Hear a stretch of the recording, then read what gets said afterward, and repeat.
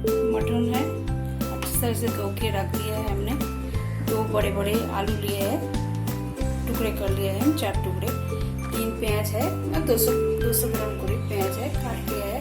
टमाटर है 2, 100 ग्राम सरसों का तेल, 100 ग्राम दही, अदरक लहसुन और हरी मिर्च का पेस्ट बना लिया है हमने।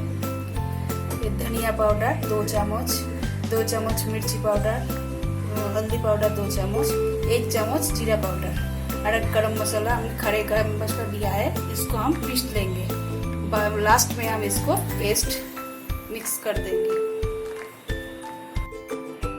हम पहले मटन को मैरिनेट कर लेते हैं।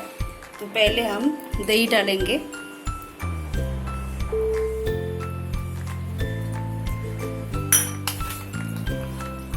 फिर सारे मसाला पाउडर जो है सब हम डाल देंगे इसमें। फिर अदरक, गार्लिक और मिर्ची जो हरे मिर्च का पेस्ट है उसको भी डाल देंगे।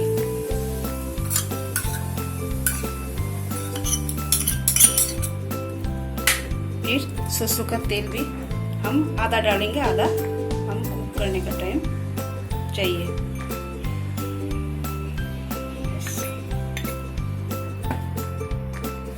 अच्छी तरह से मैरिनेट करके इसको हम 1 घंटा तक फ्रिज में रख देंगे।